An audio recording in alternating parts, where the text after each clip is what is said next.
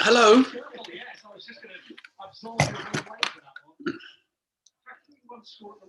Hey mate, I'm here. It's only me though. Can you hear me? Yeah, I can hear you. Wait. Is Doug on?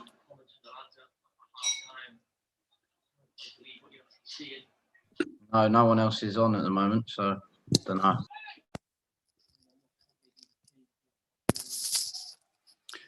Yeah, I think the Zoom license is per IP address or per person. You can't swap them. Yeah, that sounds about right, to be fair. No, it is. I double checked and I figured that was the case because of hello Conway. All right, chaps. How are we getting on? Good, thank you. Now Doug needs the meeting ID.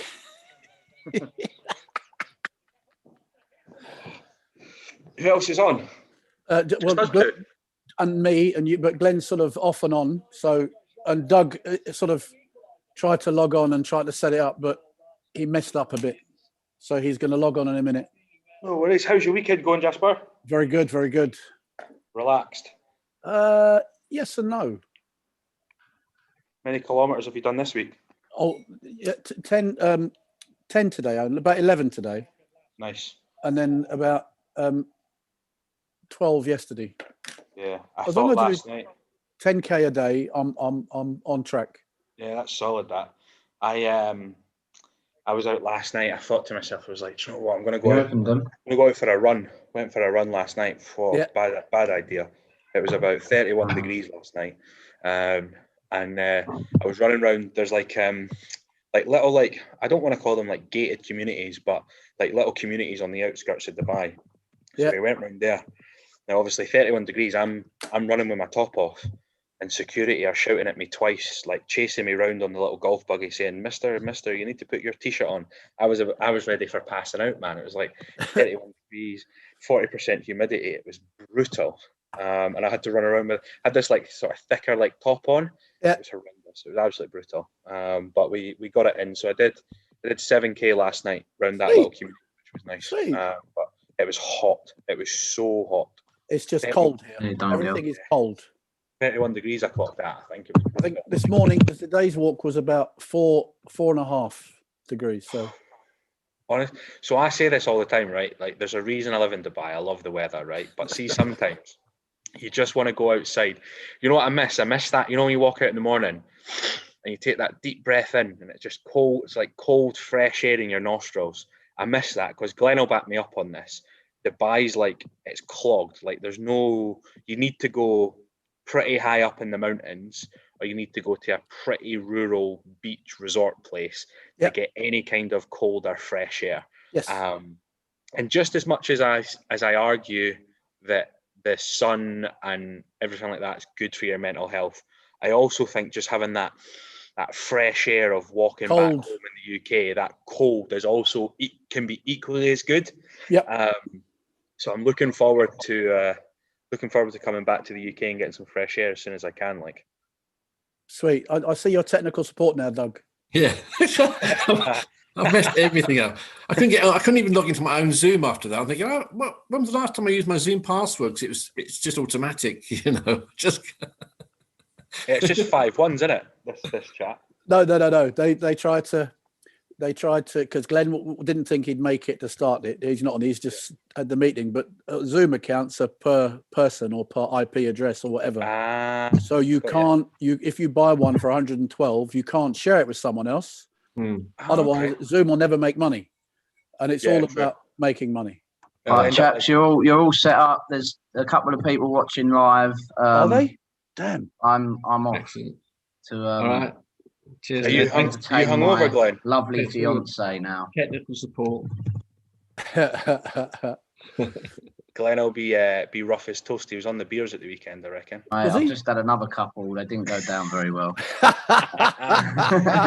Anyway, I'll catch you later. But Harry said he can't make it now. He's got some teacher assessment stuff going on. So okay. Well, he's back to school tomorrow, isn't he? Yeah. Yeah. We'll talk amongst ourselves and see if anybody joins us. Yeah, you have fun, Russell Athletic.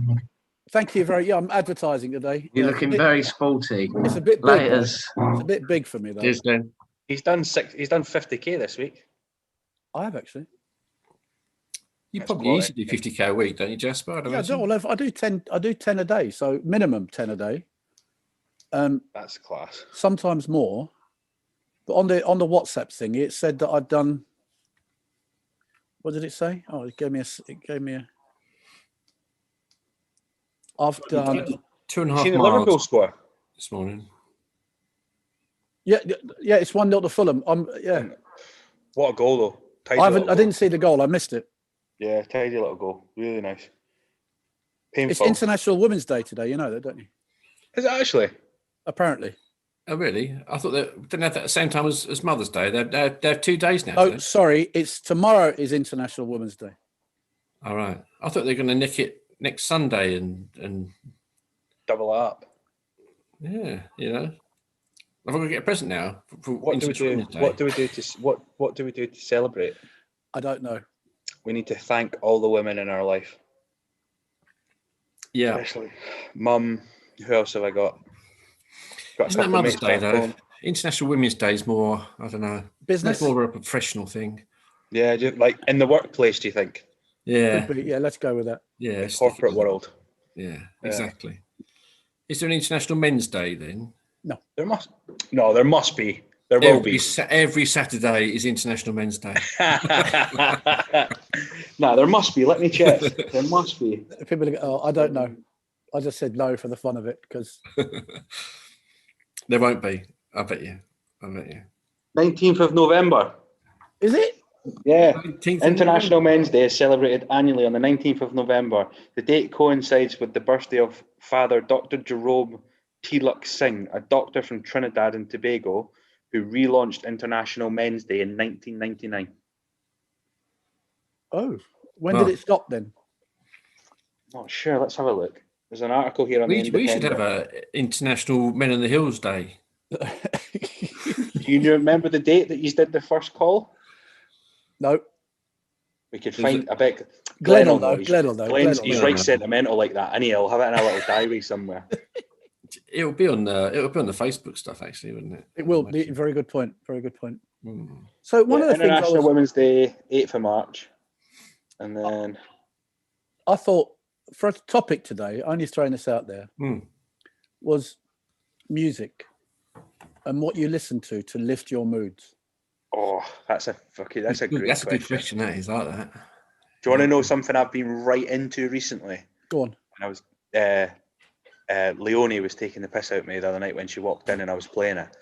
But honestly, like in terms of just, I don't know if it's like I feel good or it makes me feel appreciative or what, but I'm right into a bit of Miles Davis right now. Just an instrumental from Miles Davis.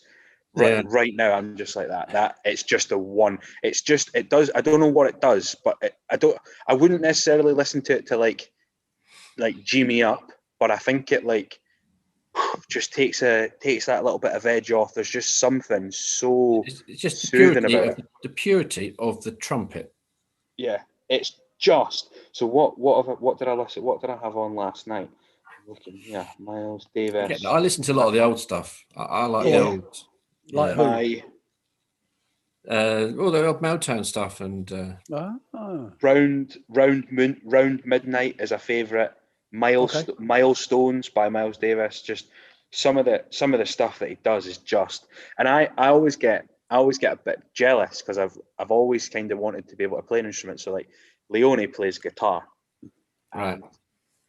Watching someone play an instrument. They're so like at peace. You think to yourself, I wish I'd done it.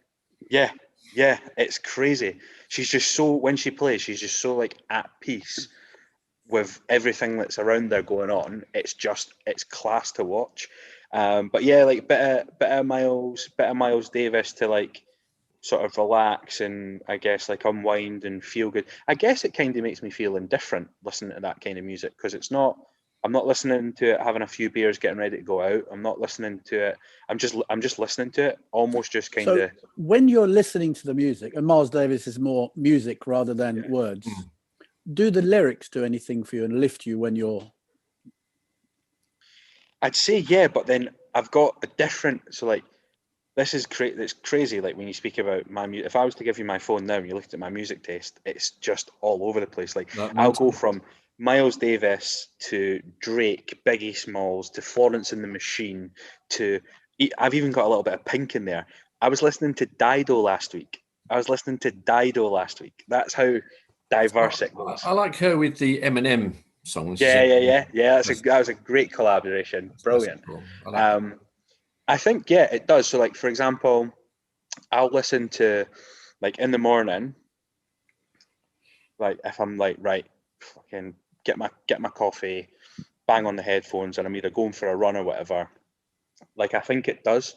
I think it depends on what kind of almost what I'm doing that day, like what I'm listening to. Like if I've got like a client meeting and I'm going to sign them as a client and we're going to do some business together, that dictates the playlist that I listen to. So I'll listen to something that just makes me kind of feel a bit untouchable, a bit like, right, let's just fucking get in, let's fucking do this, let's do the business, let's get this signed. So I listen to something different. That gets you motivated or gets you into a place where you feel invincible to win the deal. Yeah, exactly. Yeah. And that's when it's like, it could be, but again, I think it just depends on the mood that I'm in then as to what I want to listen to get me in the mood.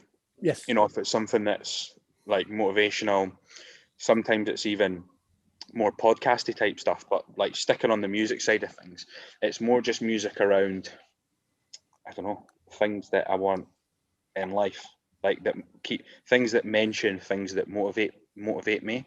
Probably more, I'd say that the music that I listen to in that kind of state of mind is probably would be described as more materialistic. So it's a bit more like gangster rap. It's a bit more modern. It's a bit more like talking about just making as much money as possible and driving Ferraris all over the place. Because it just kind of gets me thinking, right, well, I want a Ferrari and I want loads of money. And it just gets me G'd up like that. So, but then again, you know, there's that only serves you well in certain kinds of meetings and certain kinds of scenarios. Because there's some people that will just go, well, he's an arrogant prick. I am not doing business with him. So I think there's a fine line to it and how much you get G'd up. So it doesn't come across as overconfidence. But yeah, I think massively, because if you think like Miles Davis is just music, it's an instrumental, you've kind of got the ability just to shut off and just listen. Whereas when there's words, if you're listening to understand the song, then you've got to have a bit of switch on about that. You've got to be switched on a little bit to understand the lyrics and the layering of the lyrics and what's being said and potentially maybe why it's being said, depending on the lyrics of the song. Because basically music or lyrics is poetry, really, isn't it? But then with music, as I said about your man of the Miracles, Smokey Robinson, America's greatest poet. That's what they said. So I was listening randomly. This song came up called Life. And it's by a guy called Bob Andy. Now, Doug, you may know Bob Andy. No, I don't. So it's reggae. Okay. But he was Bob and Marcia, Young, Gifted and Black. Oh, yeah, okay. So, but it's Bob Andy. But I just lots of music and very uplifting. And that song, Life, just helps me sometimes get through the day because of the words in the song. And I was just saying that some of the songs I listen to, especially when I'm walking, change my speed, the way I walk, and just people must look at me and think I'm mad because I might suddenly start dancing in the middle of a walk. It's because you are mad, Jasper. Well, yes, probably. I probably tend to agree with that. What was the Grand Drive one that you... the Grand Drive one, that was... I was listening to Robert Elms on Radio London. Right. And is that it there, Jasper? Bob Andy, Life? Yeah. Yes. It should be on there, but it's Bob Andy, Bob and Marcy. Young, Gifted. I'll give that a little listen after this call. Cool. Now, see, that's funny what you're saying there, Jasper, about depending on what music you're listening to. So this probably potentially answers the question. So my coach, it's like I've got like a running coach that I check in with every day. He doesn't let me listen to music when I'm running because it affects what you just said there about pacing and slow, fast, dancing. And he's like, I wear like a heart rate monitor just across my chest like this. Yeah. Mm-hmm. And he says, I can tell what playlist you're listening to. Oh, really? Based on your heart rate and how fast you begin to run. And he's like, I can tell you that for a fact. Yeah. So it probably, and that's when like I'll sometimes, like if I don't have anything specific to get out of the running session that I'm doing, then it's all right. I'll just bang in the headphones and I'll just run for 45 minutes or whatever. But when there's normally most of my sessions, because of the training I'm doing, it's a very specific outcome of pacing or cadence or whatever, loads of like running like terms. Yeah. So he's like, don't put music in because we can't get the data, and you can't do what I need you to do because you're 1 minute you're sprinting at 4 minutes a kilometer, and then the next minute because something else song comes on. The beats change. It keeps you. It keeps you going. So I think the answer, it definitely does. Definitely, maybe when that scenario is unconsciously affecting how you're feeling and what your output is. It's like when if I've got on my favourites and Rasputin by Boney M comes on, then I go absolutely loopy. Yeah. Because it's got that drum beat in it, it just makes you suddenly want to run. Yeah. And luckily it's only about a 3-minute song, so the running doesn't last long. But the music just tends to, and the Grand Drive one, which was Be Lucky, that was Robert Elms talking about losing somebody and what it meant to you and how you would remember them and how you get over the loss of that person. And again, I know when I saw that is Wilson's or whoever that related to, isn't it, to Simon? Yeah, right? it's his brothers. Yeah. And I realised that after listening to the first track, and I thought, I'm sure there's a connection between Simon and them. So but just a nice song. I'm not saying I listened to the rest of their stuff, but that song was just No, they got some really. It's a song a group called Grand Drive called Be Lucky. That it's about losing someone and just what you'd say to them. And I thought it was just a nice song. Good lyrics, because both the brothers write the lyrics, I think, and the music and stuff. Because what's the group called? Not that they've got another Grand Drive. Yeah, but they're associated with someone else, aren't they, as well? They're linked to other groups as well, I'm sure. Nowadays, I mean, they're sort of disbanded now, so they do different things. I mean, Danny still is quite active. Julian, I think, does some sessions and stuff. He's more into production and stuff and things like that. Okay. He's got moving company things. But yeah, they're both. I mean, they used to switch instruments when they were playing and stuff. Really? They could all play each other's instruments as well. Does Simon play as well then? No, I think he might have played. He tries to sing and stuff, but those two. Well, we all try to sing, but none of us do it very well. I don't. Natural projection. That's my limit. Yeah, it's nothing like those. Nothing. That's one of the things that me and a couple of mates were talking about singing there, Jasper. Fucking miss a bit of karaoke, like with this whole lockdown bullshit. It's honestly because karaoke places here so although bars and pubs and all that are open, you can't exactly be sharing a microphone with six people at a karaoke booth. And also, when you raise your voice, it projects more apparently. So so it's like it spreads quicker. They've stopped all that, but it's true. There's actually, you think about it, there's like, or even if you're in the car or whatever, there's nothing better than just belting out a little tune that you really, really enjoy listening to and know the words to. That's the ultimate. Talking about listening to music, that for me is probably the ultimate feel good when listening to music, is having the tune on and actually, whether you're good or you're bad, just belting out a little tune that you thoroughly enjoy listening to. That's the ultimate like feel good for me. Like it's so much fun. But I do miss a bit of karaoke. Hopefully they'll be allowed to bring it back one day. I'm a terrible singer, but I go 110% with karaoke. Yeah. You've got to give it all. Yeah, it's the only way to do everything. Otherwise, what's the point? Leonie was asking me what my karaoke song was. Just give everything to it, and that's that. And hopefully someone's done. What's your karaoke songs, boys? What if you were to go up right now, what would you be singing? Tie Yellow Ribbon Round the Old Oak Tree. Tony Orlando and Dawn. Either probably Blue Velvet or Smoke Gets in Your Eyes, something like that. The only reason I do Tony Orlando and Dawn is because I know the words and it's quite easy to sing. And if you practice enough, which I have done in a car, because that's what they do in Japan. They rehearse at home, and then when the music comes on, they can go and perform. Yeah, it's like a spectacle, isn't it? It's like a show. Yeah. It's not like us drunk going shouting and screaming as loud as we can. They actually practice and want to perform. Yeah, they're serious about it. Yes, I do. I go through a couple. So I'm a big Sinatra fan.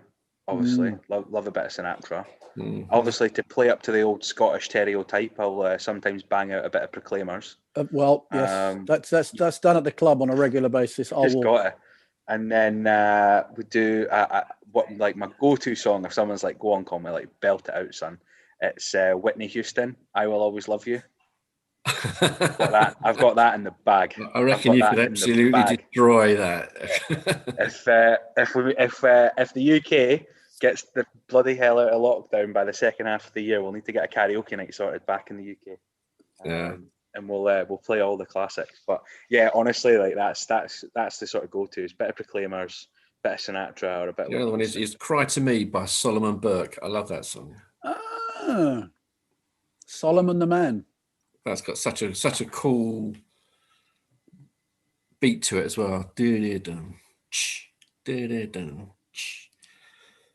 And you can bang over top of it. Well, Solomon Burke did a cover version of a Frank Sinatra song. Did you know? Called All the Way.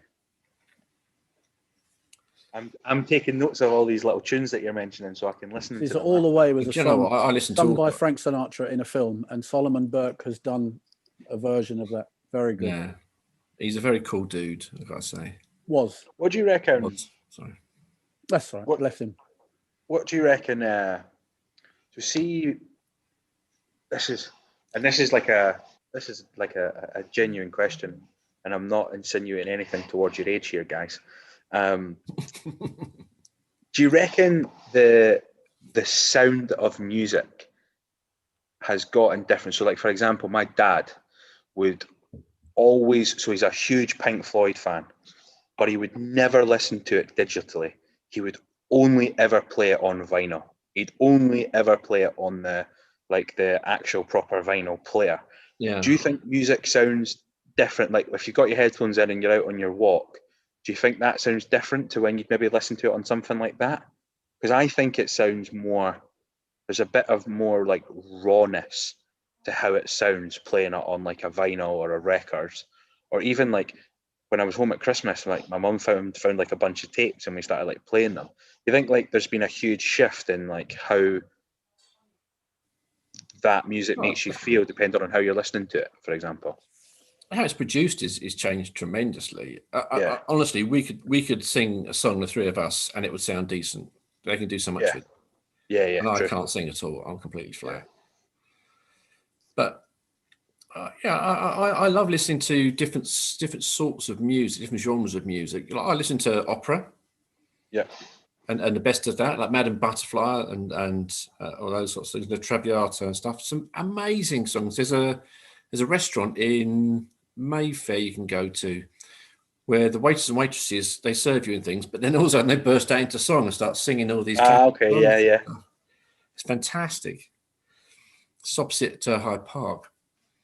And I listen to classical music, and I listen to all the old school stuff. I listen to, punk, and the Sex Pistols stuff. All different kinds, yeah.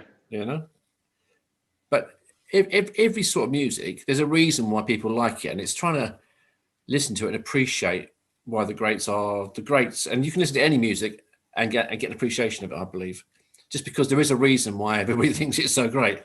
Yes. Yeah. And you get in terms of vinyl or digital, I think vinyl has a certain thing to it. But I guess I know people that swear by listening to vinyl it's different, it's a better quality, better sound. Tape's different because tape degrades a little bit. Yeah. But I listen to I do listen to vinyl, but not much. When I'm walking, obviously it's everything is from a CD, it's downloaded onto whatever. But yeah, I've got a record player that I can take vinyl and put it onto my, into iTunes so I can listen to it. So, and it is a different sort of sound. Yeah. So you still got the old vinyl. Yes, some. Yeah, I've there's one I listened to quite a lot, which was, I think I got from my brother a long time ago. Somehow I got hold of it, which is Cheech and Chong. Right. And they're like Derek and Clive Live. Yeah. So they're just American comedians telling stories and about smoking dope and shit like that. It's just funny. And 60s humor, 70s humor. Show my age. Well, even that stuff's changed, isn't it? Because I mean, I used to listen to Derek and Clive and the old, Dave Allen. Oh, he was on last night. Some of the Dave Allen was on BBC. Yeah, he's funny. They just tell stories. It's just brilliant. It's all changed a little bit nowadays, subtly, but all the old great ones. We just sit there and just spend an hour just telling story after story, and it just flowed. Unbelievable stories, yeah. But that's all they do. Stand up. They tell stories. They develop a story from something, their life or somebody. They see something and then rehearse it, tell it, and that's their script. Yeah. I did a trick on my sister when she was younger, and she started an aspiring actress and things, and she told the story, and that started getting told by different comedians as well, which is quite funny. I convinced her when she was like 11 that olives were little fish. Nice. And the green ones were females and the black ones were males. Didn't really think anything of it. We were just out on a Sunday lunch thing. I told this story about you boil them up and they then skewer them, just take the inners out and stuff like that. They had little arms and legs, but they fall off when you boil them and stuff. Didn't think anything of it. And then she did her mock GCSE, not mock O levels as it was then. And my mum and dad got called into the school because they had to do something about animals, and she'd done it on the lifetimes of olives swimming in the sea and stuff. And they were like, and my dad started laughing. Of course, as he would. And they were like, "What? This is a serious matter." He goes, "I remember the story when we were doing this, and we never actually corrected her on it. We just sort of assumed she'd work it out, and she'd never worked it out." The whole thing, which is fantastic. But yes, it's her birthday. So I did the first call for Up in Scotland on Thursday night. Yes, we were there. Just managed to get one of my mates to come along. So I think I need to do a little bit more promoting on it to get a few more people on for this week. But yeah, it was. Glenn can promote it on. You can use Men of the Hill, put it on there and stuff. Yeah, you're on the Facebook group. Yeah, I'm on the Facebook group as well. Yeah, but just most of the people that I want to get it in front of they're mostly on Instagram. To be honest, they're not sort of big on Facebook. So I've been promoting it on both platforms, to be fair. But yeah, I think what I'll do is I'll maybe just try and send out a few messages directly to some people and see if they will join in and want to hop on. So hopefully get a few more people on this week, which would be good. As Glenn's talking to people, there might be people that are in Scottish based as well that he can sort of just say, "Oh, do you want to come on?" and then they invite people on as well and stuff like that. No, definitely. Well, there's a couple of other people I can message as well. Try and get 5 or 6 on, will be good. But yeah, Ryan was quality, wasn't he? He was a good lad. He was a good lad. We were catching up afterwards as well, and he was like, "That was really good just to get on." And chat to. That's what it's about, though, isn't it? Yeah, chat to people that maybe don't know the stereotype maybe that he has, and to people that don't know him. He said he really enjoyed it, and it was good to get on. So I'm glad he jumped on with us. Like it was really good to hear him, because even I've never really spoke to him that in depth about the stuff that was happening with him. So it was nice to hear him share, and it helps me be able to help him. Yeah, I know people like that. I think I'm a little bit that way myself. You sort of hide things just through the humour and whatever. Certainly, yeah. I'd have to say most of the clubs probably like that. Most of our football club, cricket club are like that. In all honesty, absolutely, because it's a place you go and play sport, and you see them for what, I don't know, a fraction of the time playing sport, having a drink afterwards. You don't necessarily know what shit they're going through, what troubles or whatever they're going through. You just think they're all good because they're there, but maybe they're not. Absolutely. That was the thing. I mean, if you look at Kirk as a case in point, we used to meet up with him.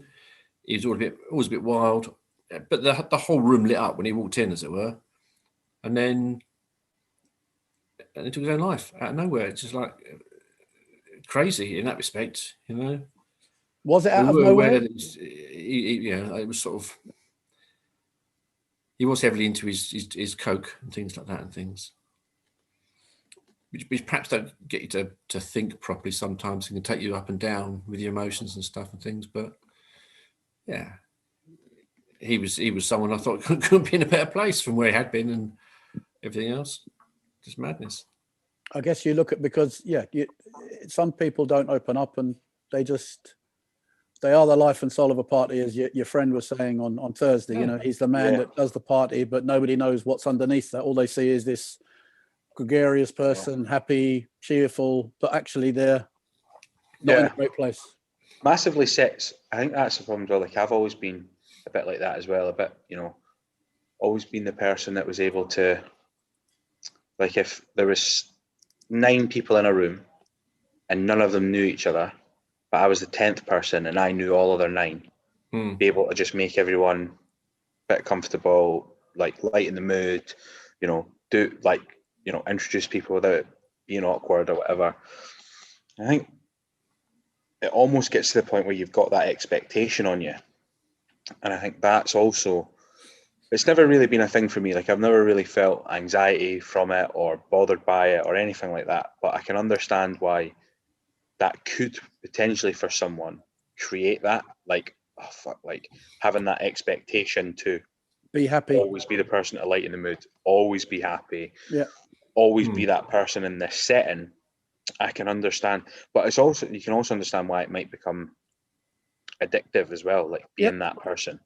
So it feels good at the time, but actually it's probably really fucking draining, right?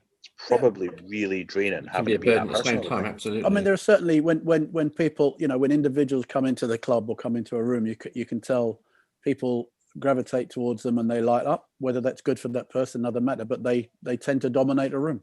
Yeah. And others can walk into a room and say hello to their group of friends, and you never know they're there. Yeah. But they're happy doing their thing, and they leave, and you go, I haven't seen him for a while. He was here 10 minutes ago. Yeah. And because they don't want to be obvious, but others like to be the center of attraction or be the person that everybody wants to see. My brother can't walk into any room. He probably walks into meetings to say, oh, okay. No, but he doesn't walk into the unless he scored a goal, which happens in a blue moon. I don't know. A lot of the time he does. I think half the time he walks in with like this. Yeah. At least half the time. That's the way it is. Well, it's true. But I think as well, like as much as we're saying to ourselves that it could potentially be quite draining for these people and bad for these people, I'd argue that they're the most important people in the world. Yeah, because they're just so needed, aren't they? Yeah, they're just so needed. Like you need those people. Like I sunshine in a box, morale in a box, and you need it. But I think they also need to be looked after as well. And I think when they're not being looked after or that's not being reciprocated, that's probably where the problems and issues maybe arise, or maybe other stuff going on and they're overcompensating. But I guess you could say that about Robin Williams, that he seemed to light up a room. Do you know what? That's the prime example. Yeah. That's what Derek said last week, wasn't it? I think he mentioned Robin Williams and said how, that man just dominated everything, and yet he did. He really did as well, didn't he? That's real highs and maybe real lows. You don't know about, but you can see the real highs for him, can't you? Stuff outside of that, probably quite introverted and insular with the way he is with things. Always playing a role, wasn't he? Outside of any of us, from what we saw from him, he was always playing a role, wasn't he? And you can understand why that would then take its toll, because it was on such an intense level, wasn't it? Lows, right? Life is full of highs and lows, and it depends when the high, when it's not so good, it's how low you go. Yeah. And you've got to find the balance so you don't go so low that you contemplate all the nasty things. You go, right, it's a shit day, fine, I can get on with it. That's a really interesting point as well. Like, I was chatting to one of the lads that I work with last week, the week before. Maybe it was, I think I missed last Sunday's call, so it was maybe the week before. And we were talking about the highs and the lows, because so what I do for a job as a recruiter, it's fucking highs and lows left, right, and centre. Sure. You're dealing with people that have thoughts, opinions, feelings, think you're an arsehole, think you're the best thing ever. Like, it's a really emotional roller coaster. When it's good, there's no better job in the world, but when it's bad, all the pressure is on. We were talking about these highs and lows and how, you know, life is all these highs and lows. And I said to him, like, if you're to genuinely reflect on it, and I think the reason that I've, you know, got involved with Men of the Hill and sort of trying to, you know, help other people, when I think about every low that I've had, the highs have always outweighed them. The highs I've had have always been higher than the low of the lows, if that makes sense. Like, the higher's always been higher and better, and it's always outweighed the low that I've been feeling. Do you know what I mean? I don't know if that even makes sense, but the highs have always been better than the lows have been really bad, if that makes sense. So, like, it kind of really put into perspective that I see them as two different things. You know, when you have your low, there's a reason for that low. Yeah. And you've got to work it through. And your highs, you just enjoy them when they happen. Yeah, ride them out. Yeah. What do you mean by that, Doug? Normally, if you're on a low point, there's a reason. There's a reason behind it. You know, either relationships, money, jobs, whatever else, and things. And there's a reason why you're feeling low and how you've got there. And I've learned you have to plan your way away from them, out from them, so they don't happen again. But then, do you need to assess how you've got there to do that, or can you just plan it out? Yeah, I do. Yeah, I have to understand. I have to understand it and work it out to go away from it. Or, you know, I'll make sure it doesn't happen again, and those sorts of things. Yeah, because I guess you've got to understand if there's a pattern. I don't want to be down there, so therefore I have to understand, I have to rationalize it and take it through and think about it and think what steps, you know, like the sliding doors, at what step could I have made a difference and gone up and things, you know, and think, right, next time I get that chance, don't miss it, or don't take that route again because that was high risk, and that's taking you down the wrong path and stuff like that and things. So is that related to business, or is that business or personal? Personal and business. Okay. Yes, it can be business as well, but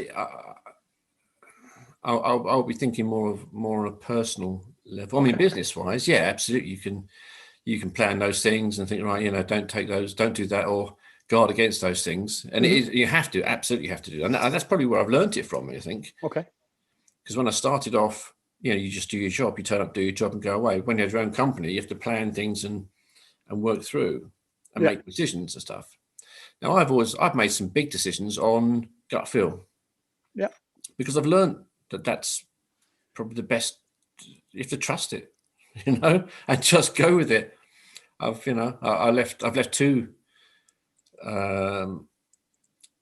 companies, relationships, as it were, purely on gut feel. Do you know, this it's just not right. Yeah. There's something there that doesn't feel right. I don't trust where the person's going, or I don't really trust the person's judgment. Yep. And go with the gut. Bump, and you just sort of go, you know what? I'm out. And I had to go work in Ireland one time just because I'd left the company. Said, right, sign this contract, we'll give you the money, and away you go. But you can't work in England doing these things. I said, that's fine. I'd rather do that and give it a year to understand what I'm doing, but what you're doing is wrong, and you're going to go under what you're doing. And they did go under, but And it was all gut. It was gut feel. There's something, you're holding something. There's something you're holding back, and the bloke was actually underhand. That was doing things on the sly and stuff. And you sort of know it. But it was gut feel. Something's not right. You're not telling me something. I don't know what it is. And because of that, I'm out, as it were. But in relationships, I think that's the same though. You have to work out what's right and wrong, why your relationships do or don't get on. Certainly when I was younger, you think those things through.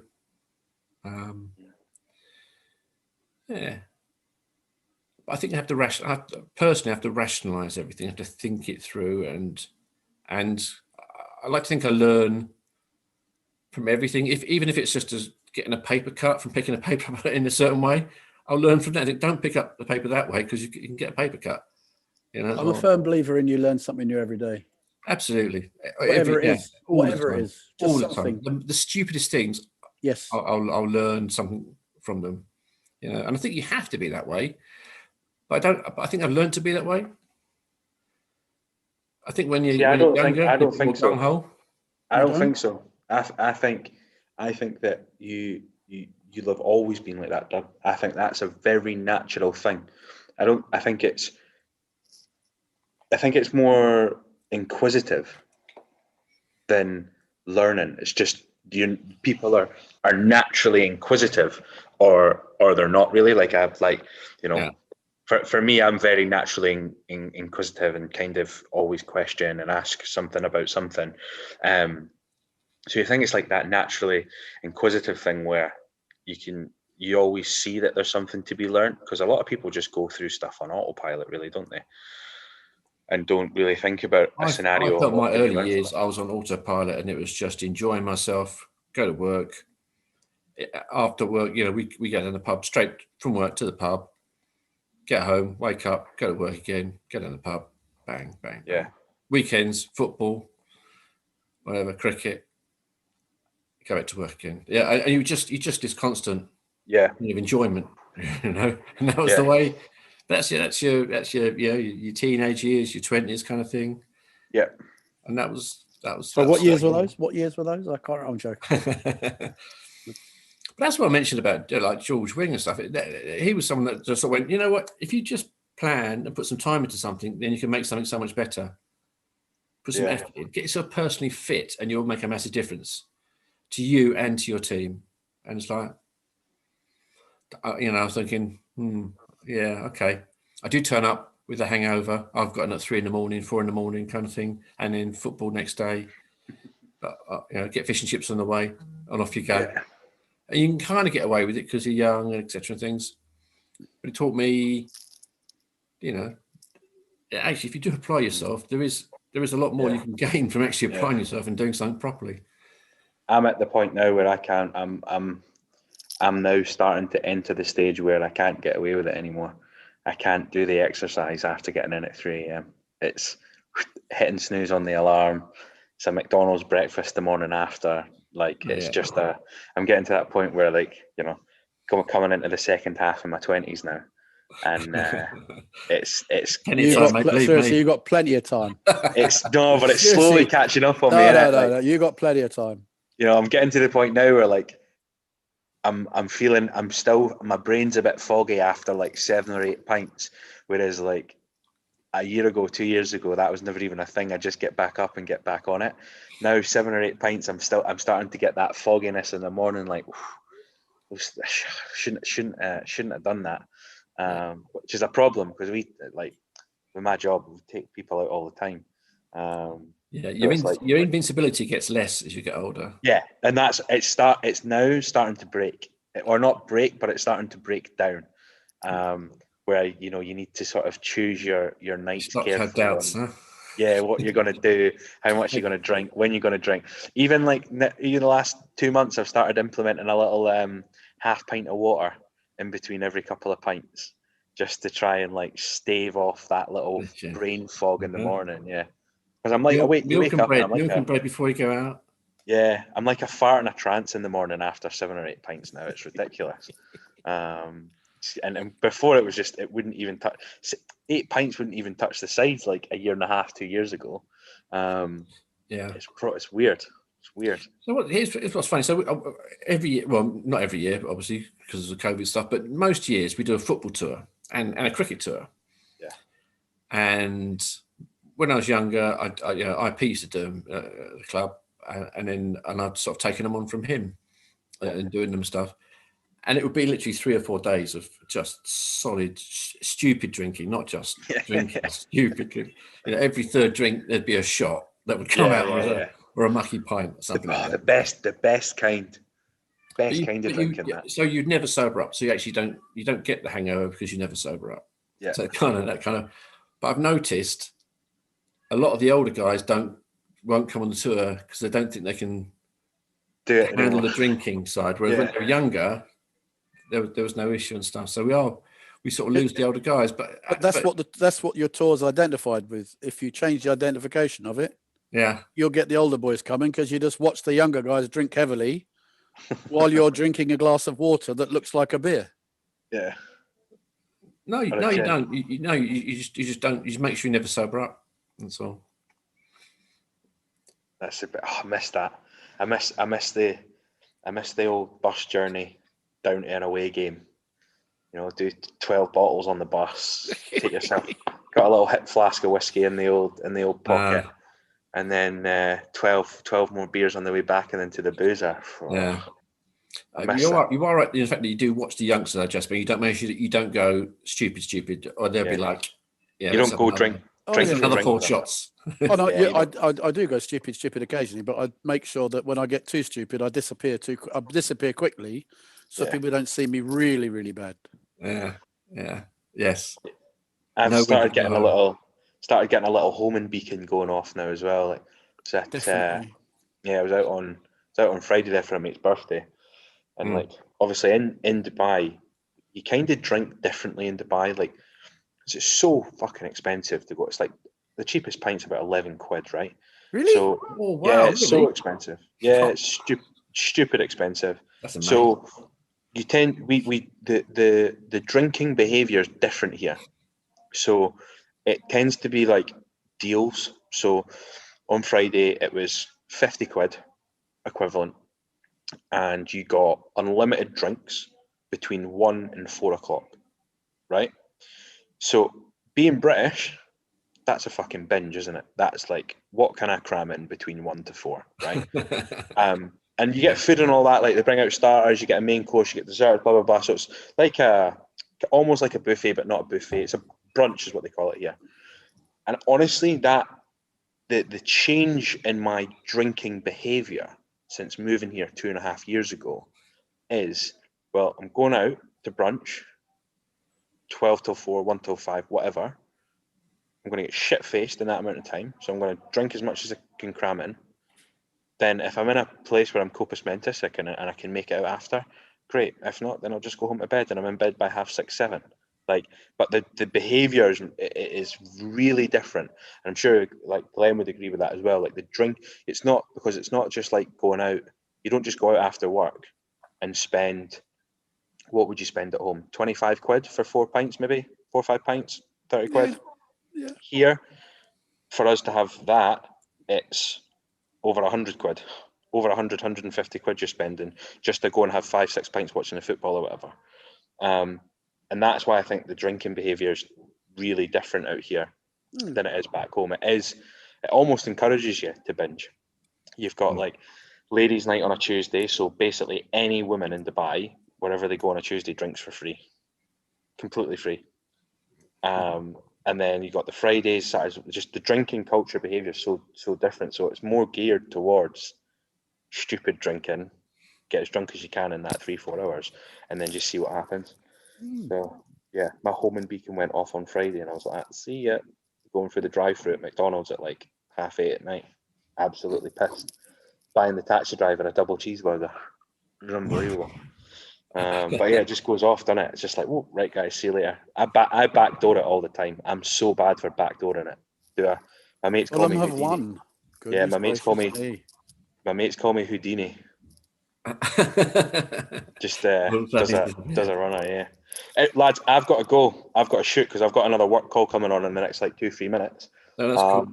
Good to catch up with you both, though. And you? I'll I'll ping up the details if you want to jump on Thursday. I'm going to make a real conscious effort to try and get a few more folk on this Thursday to catch up with you both as always. If I don't see you Thursday, I'll see you on Sunday anyway. Yeah, see you Thursday. Brilliant, chaps. Lovely. Have a good one. See you All later. the best. Well, I guess we can carry on. We're live, so. Oh yeah. No, we are. It's a big sign on the left. They're saying live on 5-2, YouTube. no problem at all. I'm very impressed with your walking, Jasper. I've got to lose a bit of weight now. Now the cricket season's coming and hitting us all of a sudden. I was like, oof, bit of football, bit of cricket. I spoke to a guy who's done similar to you. He wakes up in the morning. Yeah. And he does a minimum of 15 kilometres. What, in one stint? Yeah, in the morning. In one stint? He's in Ireland, yeah, in one stint. And how long does that take him? 2 hours? 2 hours, yeah. Yeah. Because I can do 10K 1 hour walking, 1 hour 28-ish, 1.5 hours. Right. Yeah. So another 5K. He goes out at 5, comes back about. So his meetings start about 8. So 5 till 8. Between then he's out doing his walking and coming back, having something to eat, and then getting ready on the calls and stuff and things.